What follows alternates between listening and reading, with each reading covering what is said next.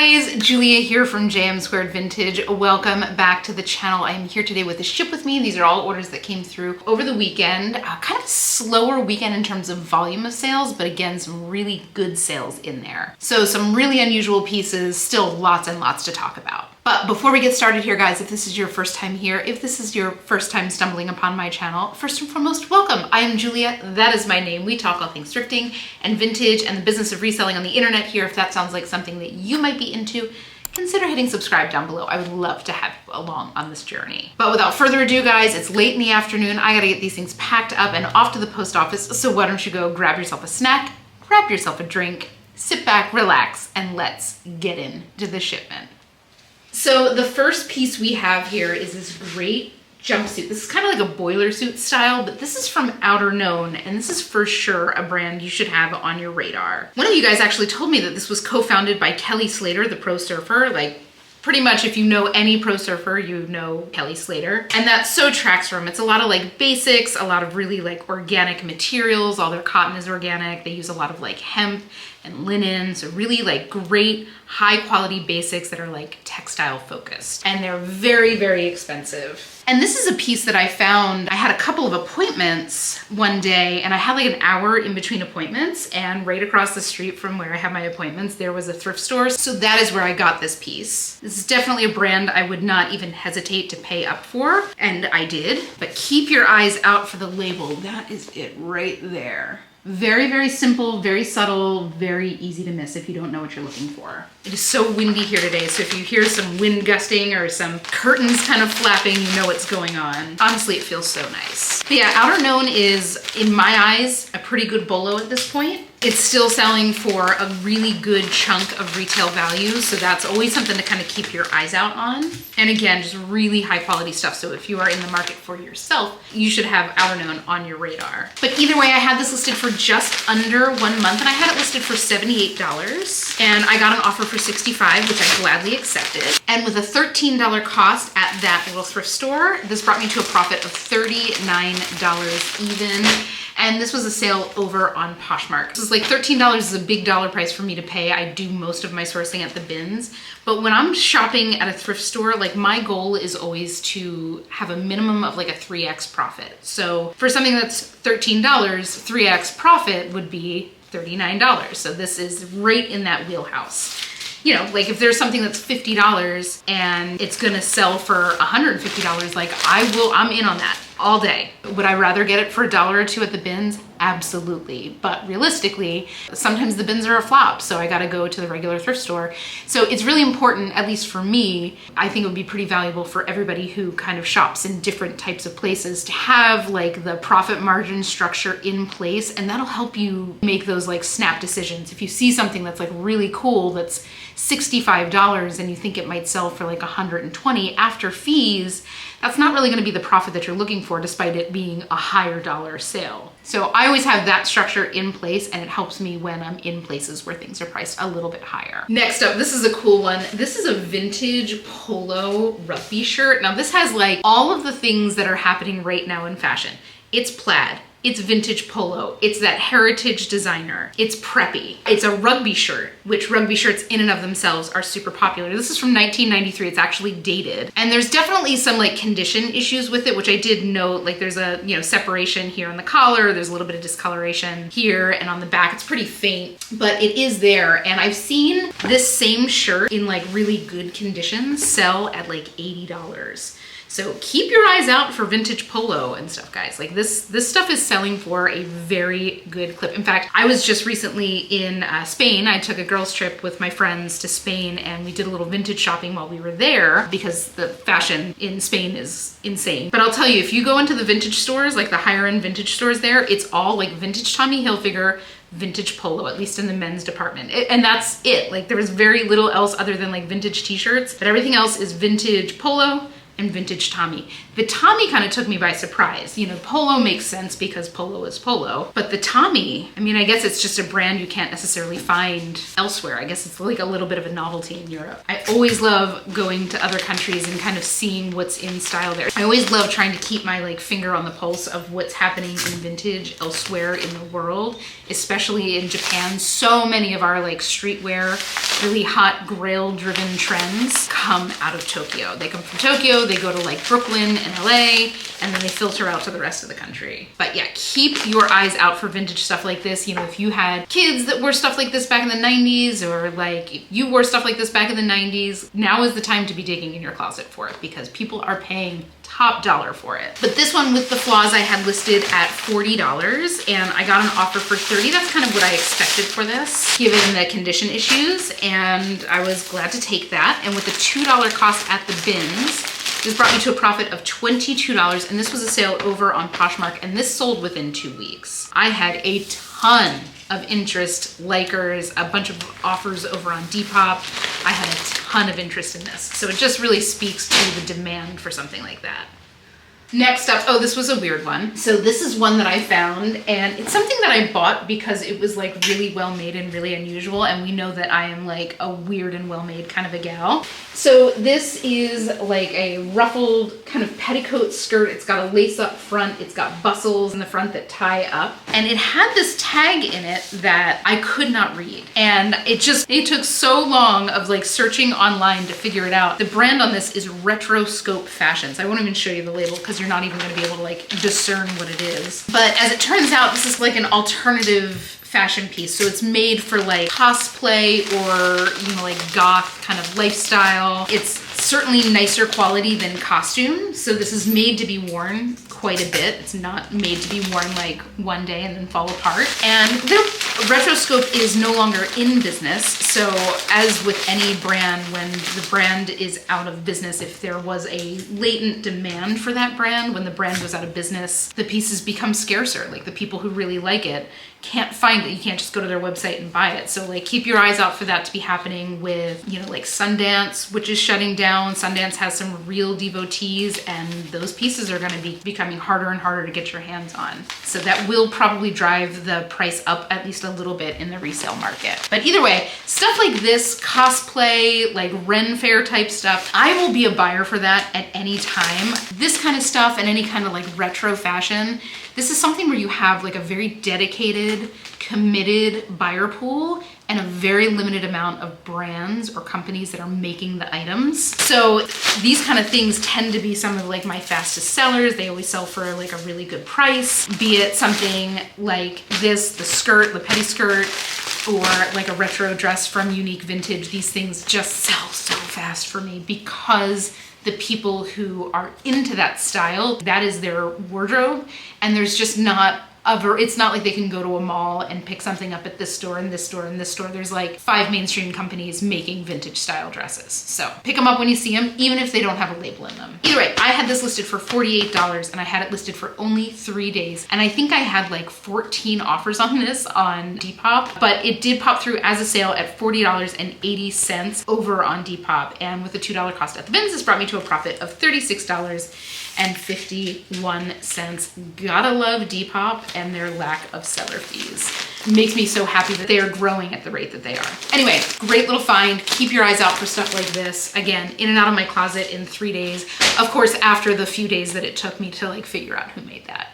Next up, now this is a shirt from Free People. This in particular is called the Santa Clara Thermal. This is one of those shirts, one of those like specific items from Free People that just has a loyal following. It's like a dolman sleeve thermal. I can always pick it out because of this like ribbed piece right here that goes along the raglan sleeve. These, I mean, they're not, you know, these aren't the kind of things that are gonna sell for like $58 or whatever, you know, they're gonna sell for a fairly standard price per Free People casual wear, but they will typically sell very, very fast. I've sold quite a few of these and they have all sold the exact same way, super fast. So again, it's called the Santa Clara Thermal. If you want to go and take a look at it, feel free to go. There will be quite a few, I'm sure, on Poshmark right now, and they will all sell very quickly. This is the kind of thing that if you really don't want to like move product, if you're not super motivated to like move product, you could probably hold out and get a bit more for it because it is so in demand. But either way, once you have your hands on one, they become pretty easily identifiable. But I had this listed for just under 3 weeks, and I had it listed at $32, and I got an offer for $25, which I did accept, and with the $2 cost at the bins, this brought me to a profit of $18.25, and this was a sale over on eBay, which is actually kind of unusual because when I went to print out this label and I was looking at my spreadsheet, I kind of pulled up all of the other thermals like this that I had sold, and this is the first one that didn't sell on Poshmark, so that's a little unusual, but just like a little, you know, interesting data point. Stuff like that always kind of like piques my interest. All right, next up here, we've got another piece from Free People. This is the Ruby jacket. It's like a heavyweight inside out fleece jacket. This is one of those pieces from Free People that's still selling for a pretty decent price. Always excited to find stuff like that. Honestly, if you see this and you're not aware of the level of distressing that Free People sometimes does on their garments, like this is how this comes with like the seams splitting like that. So don't be too afraid if you see something from Free People and it looks like there's damage because they weather their garments very, very frequently. So the wear and the distressing is intentional, but this is a great little piece. Shackets, of course, this is the time of year to be sourcing shackets and selling shackets. It's like the in-between season between summer and winter. I can't believe we're like already here. Feels like just yesterday I was sitting in this room sweating because I can't put on the air conditioning while I'm filming. But we are sliding right into the cool season. So make sure that if you have anything that is like cool weather, if you've been saving it up all summer, make sure you're getting that listed right now. People are buying it. And I mean, in just a few weeks, we're gonna be like officially into the holiday shopping season, which is wild. It really does. It feels like just yesterday we were like in January and I was talking about like how frequently swimsuits were selling in January. Get those coats listed, get the bulky items, get them sold, get them out of your storage, free up some more room for more stuff. Always happy to move something this bulky out of my storage situation because it is so limited. But I had this one listed for just under 2 months and I had it listed for $54 and I got an offer for $40, which I did accept. And with a $2 cost at the bins, this brought me to a profit of $30 even, and this was a sale over on Poshmark. So I hope she loves it. I love finding this kind of stuff because these kind of things from Free People are like $150. They're so expensive. Their sweats are like outrageously expensive, and my beef with them, I've had a few sweatshirts from Free People and I feel like they weather them so much that they don't handle like the wash very well. I've had like 3 or 4 that after like 3 washes, they're like kind of like a slub knit fleece. Like after 3 or 4 washes, they would have a hole like right next to the pocket or at any little like stress point. I'm like, I have Aerie sweatshirts that have been in like regular heavy rotation for like 4 or 5 years and no holes. You know, they might be starting to look like a little janky in terms of the color, but like, you know, the stuff that I've gotten from Aerie is like a third of the price of the stuff from Free People, and they're not lasting like 3 washes. It's kind of wild that they get away with it. Anyway, next up, we've got this gorgeous little dress from Soft Surroundings. This is one that I found at the regular thrift. I went to a regular thrift because I had a terrible day at the bins. Actually, I went to 2 regular thrifts and this was one of the pieces that I picked up. And in fact, when I showed this on the haul, which went live this morning, I had like 3 or 4 people reach out about this dress in particular. And I get why. I think this is called the Nassau dress if you want to keep your eyes out for it for yourself. This is such a slippery material, so it's gonna be kind of hard to fold. There were a couple out there for sale. I don't know if there were any in the same size, but they are out there. So keep your eyes out for it because it's beautiful. And it like just the feel of this fabric, this is just one of those dresses that's gonna feel so good on. You know, it's very flowy. It's like the fabric is kind of like floppy. It's like a viscose satin. So it's gonna have a nice drape. It's got a little bit of weight to it. So it's not gonna like cling to any like lumps or bumps. All respect to people who can wear like silk charmeuse, but for somebody like me who's got like curves, it clings too much. This kind of satin feels freaking fantastic. I'm still yet to figure out what to do with these belts. I don't like to fold the dress with the belts on them. I figure this works, at least for presentation. Soft Surroundings is interesting for a very long time, like a straight up bolo for me. It had really dedicated buyers. Things were going very, very quickly. And they've kind of dropped off in the last year or so. And really the only things that I'm picking up are more significant pieces like this, like a dress or a coat or something like that. But I knew that this would go quickly. It was like it was a gorgeous dress. It was a really flattering silhouette and it was a great size. It had those kind of three things. Like I knew that this would be in and out of my hands super, super quickly. So I had this listed at $58 and we went back and forth. I sent an offer, she sent a counter offer of $40, which I did accept. With a $9 cost at the regular thrift, this brought me to a profit of $22 and this was a sale over on Poshmark. And I had this listed for about a week. So again, like this is the kind of thing from Soft Surroundings that I'm constantly keeping my eyes out for.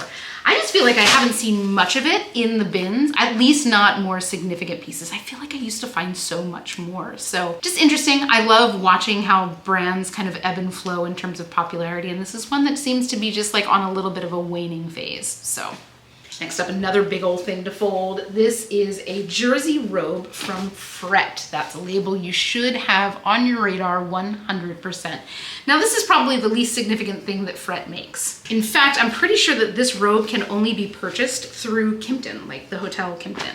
And this is something that I initially was gonna keep for myself, but when I tried it on, it was like a little too clingy. This is the kind of thing, like I don't like jersey sheets at all. And this kind of, I disliked this robe for the same reason that I don't like jersey sheets. Like if I'm looking for a lightweight robe, I don't want it like clinging to my body. You know what I'm saying? Let me know if you're the same way. I am, as you're probably realizing, extremely picky about the way that things feel on my body. But the cool thing is while we're thrifting without spending, you know, $150 on a robe or more, robes are always so difficult to fold. I want to know how the manufacturers do it so like tidy.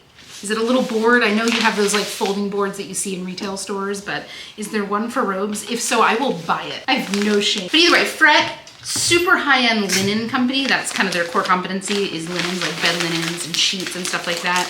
And you know, if you ever stay at like the Plaza Hotel in New York, like I'm pretty sure that they use Fret. It's just really, really high-end linen brand. So if you see anything with that label on it, you should be paying attention. Sheets or robes otherwise. And again, this is like the least significant thing that I've ever seen them make. Most of the robes you can buy on their website are like terry cloth, heavier duty, like waffle, a little bit more significant than this one. And they're priced accordingly. This one, like I said, I think was either $125 or $150 retail, but only from Kimpton. But either way, I had this guy listed for only about 3 weeks. Had a lot of interest in it. Sleepwear is just one of those things that tends to sell very, very quickly for me. I'm selective with what I pick up. I'm not picking up, you know, stuff from Target or anything like that. But when I do pick up sleepwear, be it women's sleepwear, men's sleepwear, whatever, it does tend to move very, very quickly. I had this listed for $42 for, again, just under 3 weeks. And I got an offer for $33.60, which I did accept with a $2 cost at the bins. This brought me to a profit of $26.50. And this was a sale over on eBay. And I will say that the vast majority of my sleepwear sales do happen on eBay. So something to keep in mind if you are still trying to decide whether or not you want to cross-list, which you want to cross-list. Trust me. Next up is this great little shirt. This is from Nat Nast.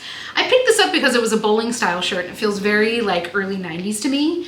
One of you guys called out that this looks like Charlie Sheen's entire wardrobe on 2.5 Men. Now, I was not a watcher of 2.5 Men, but I've obviously seen clips and I've seen a couple episodes here and there, and that is spot on. And I would be in no way surprised if his wardrobe was from Nat Nast. You know, these are high end. These, I wanna say retail for like $150 or $180. And this is also something that I think has like a more generous cut like a Tommy Bahama does in case you are shopping for somebody who needs, you know, something that's not slim cut. Nat Nast might be a great option for you. I think this is called the American fit, which feels a little bit of an insult, but whatever, very high quality. And it's something that sells really high dollar retail and resells in the kind of higher end of the bread and butter territory. So if you're in the market for something like this, or if this is something that you see, obviously like check your comps and watch your sourcing costs, but I'll be a buyer of Nat Nast. The next one I see, I'll be picking it up and giving it another try, seeing if I can get a little bit more data on the brand in and of itself. If Nat Nast is a brand that you see a lot or you sell a lot, let me know how it does for you. Like, what do you typically sell them for? What do you typically source them for? Let's see if we can get ourselves a little bit of a consensus, and I'll report back the next time I find something and have the opportunity to talk about it. But either way, I had this listed for $42 and I had it listed for just under 2 weeks. So another super fast sale. There were a lot of very quick sales this week. And I had it listed for $42 and I got an offer for $35, which I did accept. And with a $2 cost at the bins, this brought me to a profit of $26, even and this was a sale over on Poshmark. So I hope he loves it. Again, gorgeous silk bowling shirt. I mean, that's gotta feel so good on. And then finally, this little one, this sold so stinking quick. This is a silk pajama top. Now, when I went to look closer at this pajama top, it is size 3X. There were some pulls on the arms. And my thinking is, like, this is a few weeks before Halloween, so it's a good chance that somebody who's buying this is buying this for some kind of costume, just given the color. But anytime you have like a silk pajama situation, you should grab it. You should also tear the bins apart to see if you can find the other half of it. And you know that I looked in that bin, the other bins all around it to see if I could find the other half of these. No such luck though. But this brand in particular, and the brand is called Silk Silky, all one word, is a pretty affordable silk brand. So if you are in the market for something silk and you don't want to be spending $250 a piece for a silk item, check them out. I want to say that their full pajamas are like $85 or $88. So say you're like a bride getting ready to get married and you want to have silk pajamas for like getting ready. This would be a great option because it's, number one, it's not going to be polyester satin, which is gross and sweaty. But so you have the actual silk feel, but it's not going to be like Lunia where it's going to be $300 for a pair of silk pajamas. It's much, much, much more affordable. Either way, I had this listed for just 5 days. Again, super quick sale, pajamas. And I knew I wasn't gonna get a huge amount because of the flaws, but I had it listed at $24. If this was flawless, I probably would have listed this closer to like $35, $36. But I listed it at 24. I figure, it still looks great and will still feel great on despite there being a little bit of a flaw there. And I got an offer for $18, which I did accept. And with a $2 cost at the bins, this brought me to a profit of $12.40. And this was a sale over on Poshmark. So I hope she loves it. I mean, silk pajamas any day. But that is it, guys. That is the shipment for today. Thank you so much for hanging with me while I literally get my work done. It's always so nice to have somebody to yak with and talk about what's going on and really giving you guys the stream of consciousness that goes through my head. This is stuff that I do really for my own business, and it makes me happy that I'm able to share it with you guys and maybe help you guys out with your business. But if you guys had fun, please consider leaving a like or a comment on this video. Of course, don't forget to hit subscribe. I would love to have you along on this journey. But without further ado, guys, I hope you have the most beautiful weekend. Happy hunting, and I will see you all in the next one.